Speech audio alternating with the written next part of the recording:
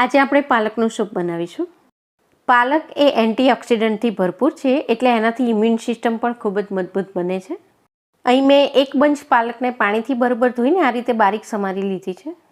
અને સૂપમાં આજે આપણે થોડો ફુદીનો અને આદું પણ મિક્સ કરીશું. આ બંને વસ્તુ આપણી પાચન શક્તિ વધારે છે અને શરીરમાં રહેલો કફ પણ દૂર કરે છે. અને સૂપમાં તમારે જો લસણ અને ડુંગળી મિક્સ કરવા હોય તો એ પણ કરી શકો છો. જો લસણ અને ડુંગળી તમે મિક્સ કરો તો આમાં તમારે દૂધ મિક્સ નહીં કરવાનું. તો સૌથી પહેલાં એક પેનમાં આપણે 1 ટેબલ સ્પૂન જેટલું ઘી ગરમ કરવા મૂકીએ. અને ઘીની બદલે અહીં તમે બટર પણ લઈ શકો છો. ઘી ગરમ થાય એટલે સૌથી પહેલાં આપણે તેમાં થોડા ખડા મસાલા એડ કરીશું.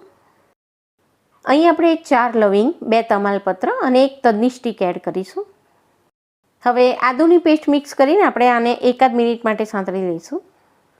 તો ભારતીય રસોડામાં જે સ્પાઇસીસ હોય છે, તજ, લવિંગ, મરી, એ બધા જ એન્ટીવાયરલ અને એન્ટીબેક્ટેરિયલ પ્રોપર્ટીઝ ધરાવે છે.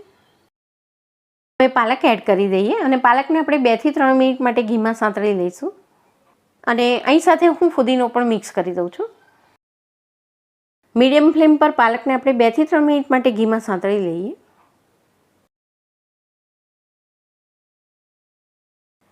તો 3 મિનિટ પછી આપણે જોઈ રહ્યા છીએ કે પાલક એકદમ શ્રિંક થઈ ગઈ છે અને સરસ રીતે સંતળાઈ ગઈ છે. અહીં આપણે પાલકને બ્લાન્ચ નથી કરી, ઘીમાં શેકી જ લીધી છે, એટલે સારી રીતે ચડી જાય એટલા માટે આપણે તેમાં અડધો ગ્લાસ જેટલું પાણી એડ કરીશું. પાણી એડ કર્યા પછી પાલકને હવે ઢાંકીને આપણે 5-1 મિનિટ માટે ચડવા દઈશું.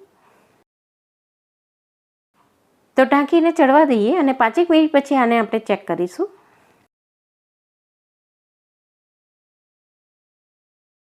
મીડિયમ ફ્લેમ પર 5 મિનિટ માટે પાલકને મેં ચડવા દીધી છે અને આપણે જોઈ રહ્યા છીએ કે પાલક ખૂબ જ સરસ રીતે ચડી ગઈ છે.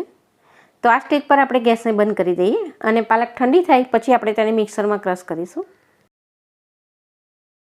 તો પાલક બરોબર ઠંડી થઈ જાય પછી આપણે તેને મિક્સર જારમાં લઈ લઈએ અને આમાં જે તમાલપત્ર દેખાય છે તે આપણે રિમૂવ કરી દઈશું.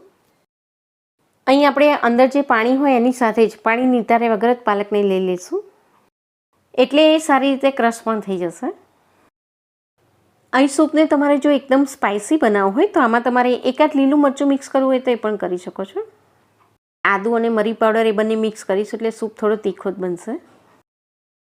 પેસ્ટ બનાવી લીધા પછી આપણે તેને એક વાસણમાં લઈ લઈએ અને પછી આપણે તેને ગેસ પર ગરમ કરવા મૂકી દઈશું. અને અહીં સૂપ તમારે જેટલો જાડો કે પાતળો રાખવો હોય એ પ્રમાણે જરૂરિયાત મુજબનું પાણી એડ કરી દો. હવે આપણે આમાં થોડા મસાલા મિક્સ કરી દઈએ.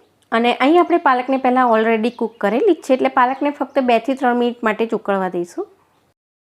મીઠું તમારા સ્વાદ પ્રમાણે એડ કરી દો. હું અહીં 1/4 ચમચી જેટલું મીઠું એડ કરું છું.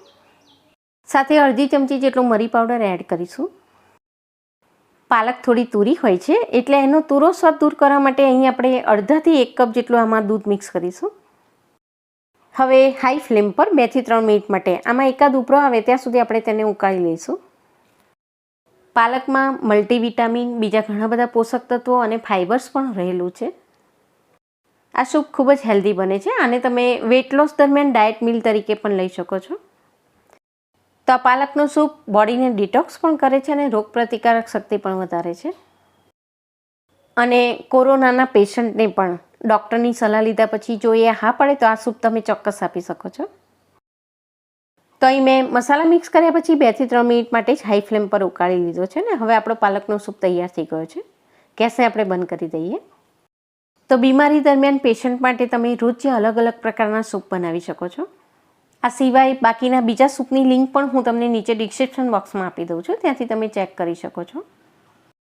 આઈ હોપ કે આજની આ રેસીપી તમને ચોક્કસ યુઝફુલ થશે. Thank you and take care.